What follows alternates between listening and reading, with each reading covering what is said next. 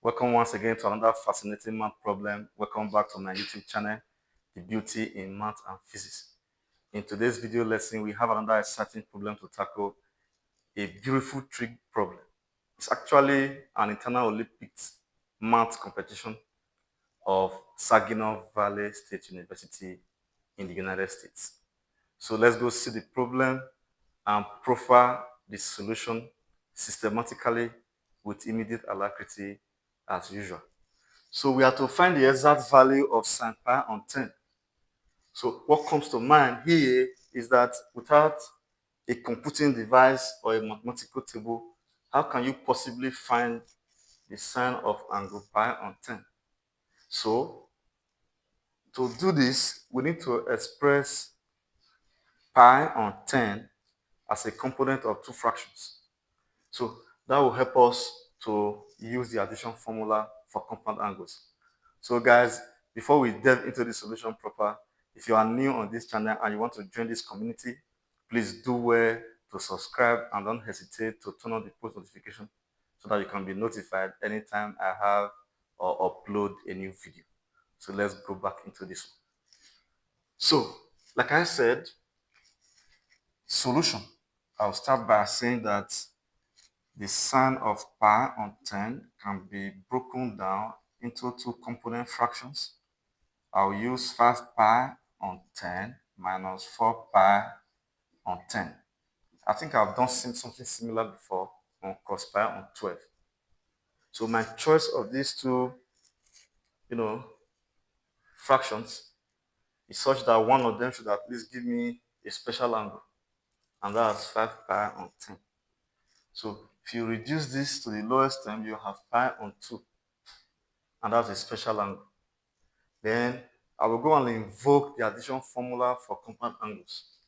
So if I have the sine of angles A minus B, I can write this using the addition formula to become the sine of angle A multiply the cosine of angle B minus the cosine of angle A multiply the sine of angle B. So like I said, this is something as the sine of pi on 2 minus 4 pi on 10. Okay, I think that's better there. So therefore, the sine of pi on 2 minus 4 pi on 10, we can then express this to be, here A is equal to pi on 2 and B is equal to 4 pi on 10. So we'll be having the sine of pi on 2, then the cosine of 4 pi on 10 minus, okay, we're not going to be having the cosine of pi on 2, then multiply the sine of 4 pi on 10. So pi on 2 is actually 180 divided by 2, which is 90 degrees. Sin 90 is 1, cos 90 is 0. So this term will, be 0. So we're having just only the cosine of 4 pi on 10 left. Okay. The cosine of 4 pi on 10, I can write it to be the cosine of 2 multiply 2 pi on 10. If I then say that let A equal to 2 pi on 10, so I'm going to be having the cosine of 2A. And it's actually a double angle. So I can write this again and use the addition formula. This is the same thing as the cosine of angles A plus A. So A plus A is 2A. So nothing has been altered. So if I use the addition formula again, this is going to be the cosine of A multiply the cosine of A minus the sine of A multiply the sine of A. So this is going to give us, cosine of A multiply cosine of A. That's going to be cosine square A. Sine of A multiply the sine of A. That will be sine squared A. I will call this equation number 1. Then I will recall a very famous trigonometric identity. So we know that the sine square of an angle A plus the cosine square of the same angle equal to 1. So the angle can be theta, can be beta, provided they are the same, the sine square plus the cosine square is 1. So I can write sine square A to be 1 minus cosine square A as the subject. So I will substitute 1 minus cosine square A for sine square A in equation 1. So we are then going to be having the cosine of 2A equal to, that will be cosine square A minus 1 minus cosine square A. Okay, if I use negative to distribute that parenthesis, it's going to give me cosine square A minus 1 plus cosine square A. So if I add cosine square A plus cosine square A, that will give me 2 cos square A minus 1. Then again, everything we are trying to simplify so far is actually sine pi on 10. So I can then write this. Now, this is actually the same thing as 2 cos square 2 pi on 10 minus 1. Mind you, here we have that A equal to 2 pi on 10. So if we plug it back in here, we now have 2 cosine square 2 pi on 10. Then I can actually write this. I'll write 2, open a bracket, open a parenthesis. I'll write cos 2 pi on 10. Then cos 2 pi on 10. I'll close the bracket minus 1. I'll call this one equation number 2. So guys, this is interesting. Then again, I will also say, okay, the cosine of 2 pi on 10. Mind you, what we are trying to do here is to find an expression for the sine of 2 pi. The sine of pi on 10 is our interest, guys. So we are then going to simplify further so that we can land on pi on 10. So the cosine of 2 pi on 10, the same thing as the cosine of 2, I can say multiply pi on 10. So you can see that we are actually coming back to pi on 10. So I can say that this is equal to the cosine of 2b. I'll now write where b is equal to pi on 10. So I can then write cosine 2b again using the addition formula. So cosine 2b will then be cos b minus the sine of b multiplied the sine of b. So this is going to give us cos square b minus sine square b. So guys, I'm going to use the identity again, that the sine square b plus cosine square b equal to 1. So guys, here, okay, I can call this one equation number 3. Equation number 3. So here, I am going to make cos square b the subject formula. I think I'll take off this part so that we will not cross our borderline.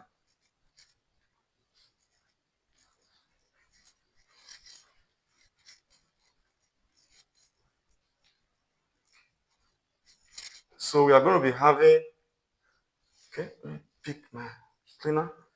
We are going to be having cos square b. This implies that cos square b equal to 1 minus sine square b. So we are going to plug cos square b equal to 1 minus sine square b in equation number 3. We are making progress, reasonable one. So it implies that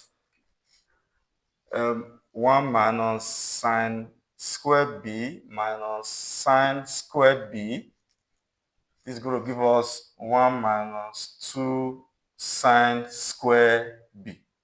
And what's our b, guys? Pi on 10. So I can then write this to be 1 minus 2 sine square pi on 10. So you can see we started with 4 pi, we moved to 2 pi.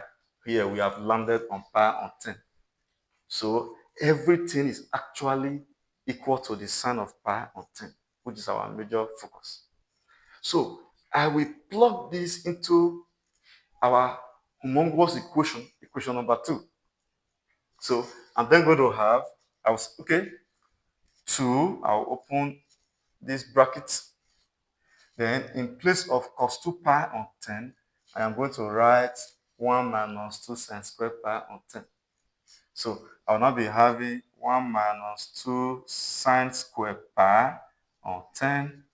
Open another parenthesis, 1 minus 2 sine square pi on 10, close the bracket, minus 1. And everything, like I said, is equal to the sine of pi on 10. So there is no chance in hell to simplify this without switching to algebra. So I would then say, let s equal to the sine of pi on 10. So we are then going to be having 2, okay, 1 minus 2s squared, I'll close this in parentheses, 1 minus 2s squared, close this in parentheses, close the bracket, minus 1, everything equal to x. So guys, we are doing very well. So I will distribute these two guys. This will be 2, 1 multiply 1, that's 1. 1 multiply this, that will be negative 2s squared. Negative 2s squared multiply 1, that will be negative 2s squared. Negative 2s squared multiply negative 2s squared, that will be 4s to the 4th, minus 1, everything equal to x. So if I use 2 to distribute this parentheses, 2 multiply 1 is 2, 2 multiply 2, 4, 2 multiply 2 again, 4, 2 multiply 4, that will be 8. So minus 1 equal to x. Okay, we have 8s to the 4th here. So this is a quartic polynomial. So 2 minus 1 is 1. I will rearrange this to become 8s to the 4th. Okay, minus 8s squared. We are doing well. Plus 1 equal to x. Okay, this is a depressed quartic polynomial. So I will take care of the board.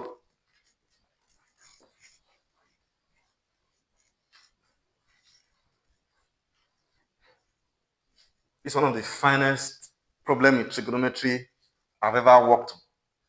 So I will rearrange this equation.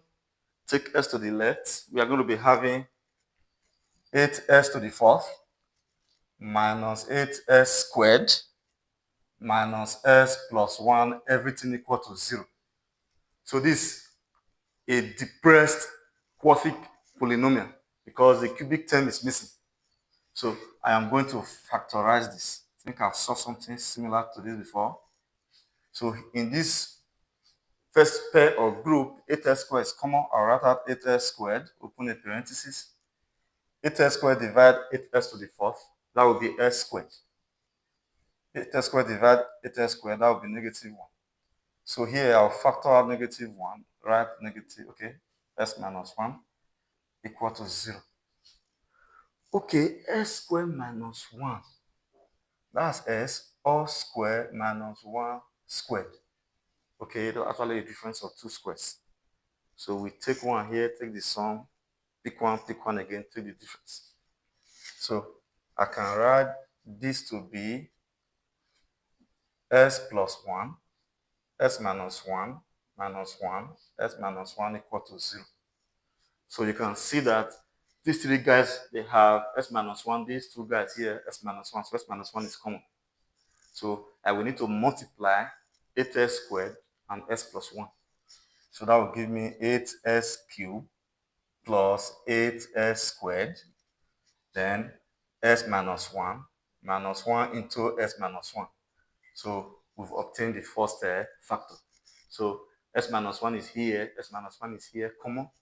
So we pick the outside factors. That would be 8s cubed plus 8s squared minus 1 in parentheses, s minus 1 equal to 0. So we've obtained one root, which is s minus 1. I'm still going to factorize further. I can actually split 8s squared into 4s squared and 4s squared at piece. So I will have 8s cubed plus 4s squared plus 4s squared minus 1 into s minus 1 equal to 0.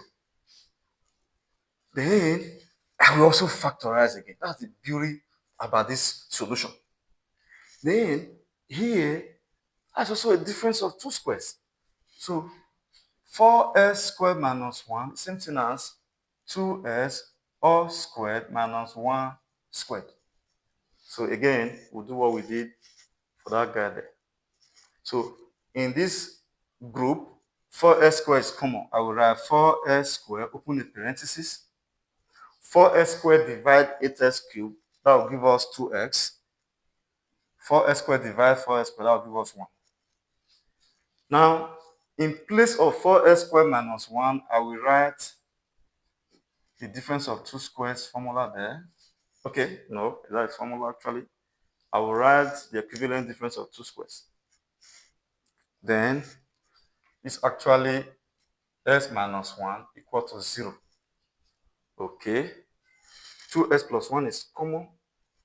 2s plus 1 is common to these three guys, common to these two guys. Then, I can then say, okay, if I pick the outside factors, you can see how simple this factorization can be. If I pick the outside factors here, then I'm going to have 4s squared plus 2s minus 1 in one parenthesis, 2s plus 1 in another parenthesis, s minus 1 in the third parenthesis equal to 0. So we have the second root, 2s plus 1.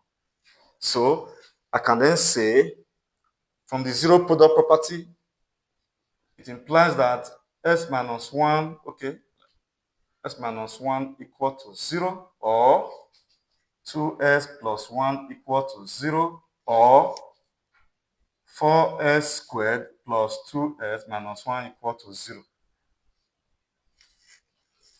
Okay? So we are the very last lap of this solution. Very beautiful problem and a very beautiful solution as well. Okay, our line has been erased.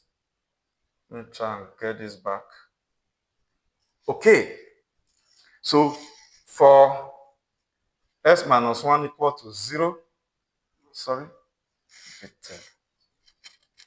so for s minus 1 equal to 0, it implies that s equal to 1.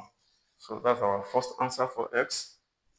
So our first answer. Then for 2s plus 1 equal to 0, okay, this implies that if we take 1 to the right, that becomes negative. 2s equal to negative 1. If I divide both sides by 2, I'll be having s equal to negative half. So that's the second solution for x. Then for the last one, for 4s squared plus 2s minus 1 equal to 0, this cannot be factorized. We are going to make do with the quadratics formula. So I know that here a is 4, b is 2, then c is negative 1.